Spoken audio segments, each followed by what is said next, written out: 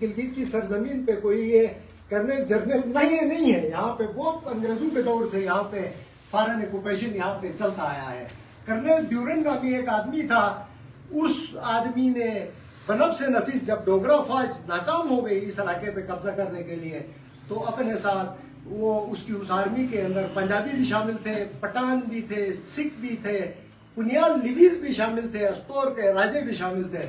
सबको मिल के आके आपके हुंजा नगर के ऊपर इन्हीं नवंबर का महीना था, सुल्तान साहब गलत मैं नहीं कहता हूँ, तो 20 दिन की बड़ी जदोजहद के बाद बिल आखिर जाके आप यहाँ पे हुंजा नगर को फतह किया। तो आप लोगों का राजा सफदर खान काशगर की तरफ निकल गए, काशगर गए, और अजूर खान नगर का जो बेहतरीन एक जंगजू बादशाह था उसको जाके श्रीनगर पे गिरफ्तार किया, तो वहां पे वो उस आसिरी के अंदर वो मर गए।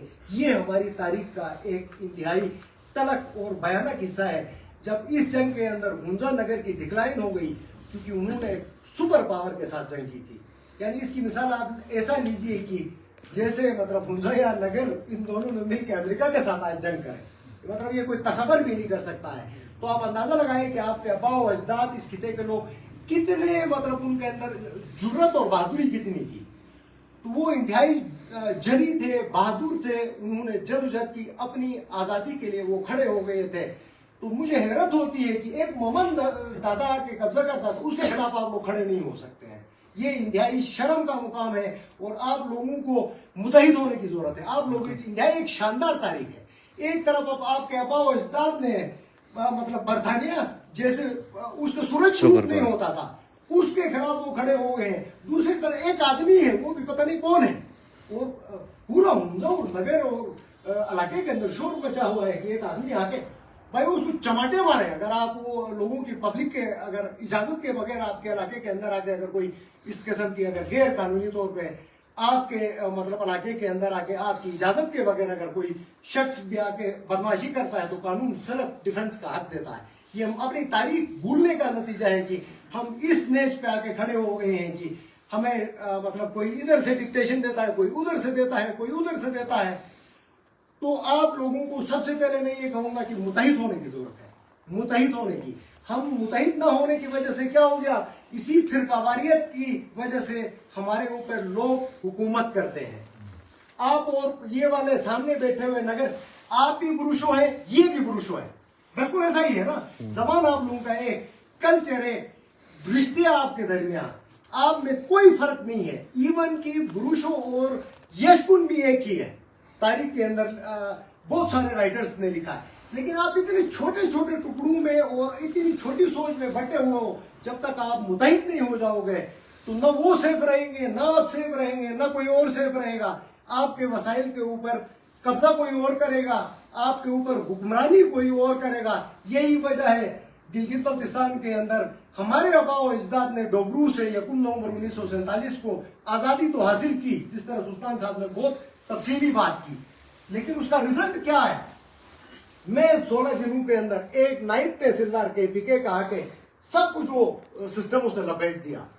वो दिन होना क्या चाहिए था, आप लोगों की आजाद रियासतें थी ना, इससे पहले इंडिपेंडेंट नहीं थी तो कम से कम इंटरनल ऑटोनोमस तो थी भाई, रियासतें थी आपकी। वो रियासतें छोटी होके डिग्रेड होते होते जिल्लू की हद तक आई है, जिल्लू की हद तक। दुनिया के मतलब वो मुख्तलिफ खिते हजारों को ममालिक बनते हैं, ये वाहिद मिसाल है हमारे गिलगित बल्तिस्तान के अंदर। ये रिवर्स हो गई है, और होने के बाद आप अंदाजा लगाएं, देखें ना आपके इलाके के अंदर इवन 1891 के अंदर जब ये इलाका फतह हो गया तो आपका इंडिजीनियस जो लॉस थे, सिर्फ आपकी बैरूनी मामलात अंग्रेज कंट्रोल करते, दाखिली तौर पर आप लोग बिल्कुल खुद मुख्तार थे। आपकी तारीख यही है, हुंजा नगर की तारीख यही है। इंटरनली आप बिल्कुल ऑटोनोमस अपने फैसले खुद करते थे आप लोग। अब देखें तो आपके इंटरनल मामलात के अंदर भी कोई खालिसा सरकार नाम पे मतलब घुसे जा रहे हैं, कोई लीसिस के नाम पे। ये सब क्यों हो गया, बुनियादी सवाल ये है। अभी हमें अपने आप से पूछने की जरूरत है, आखिर हमारे आबाओ अजदाद ने वो आज़ादी हासिल की थी तो हम मतलब अपने जमीनों के ऊपर भी हम आज़ाद नहीं है, अपने मदनियात का इस्तेमाल के ऊपर भी हम आज़ाद नहीं है। तो क्यों इसकी बुनियादी वजह हम इस नइज तक कैसे पहुंच गए, इस नइज तक इस तरह पहुंच गए, हमारे अंदर इत्तेफाक नहीं है। हम जब तक गोजाल के आखिरी सिरे से लेके हुंजा के आखिरी सिरे तक आप लोग एक नहीं हो जाओगे तो फिर ये है कि आपके वसाइल की प्रोटेक्शन नहीं है। दुनिया के अंदर कवानीन कौन बनाते हैं? आप देखें, हमेशा से जो भी लोग आपके ऊपर काबिज हो जाते हैं वो आपके लिए कवानीन बनाते हैं, वो आपके लिए कवानीन बनाते हैं, आपकी तकदीर का फैसला वो करते हैं, आप खुद नहीं करते हैं। अब मैं मिसाल देता हूं, 16 नवंबर के बाद हुआ क्या? हमने डोगरू से आजादी हासिल की। इसके अंदर एक और भी एक फिक्री मुखालिफा है, उसको दूर करने की जरूरत है।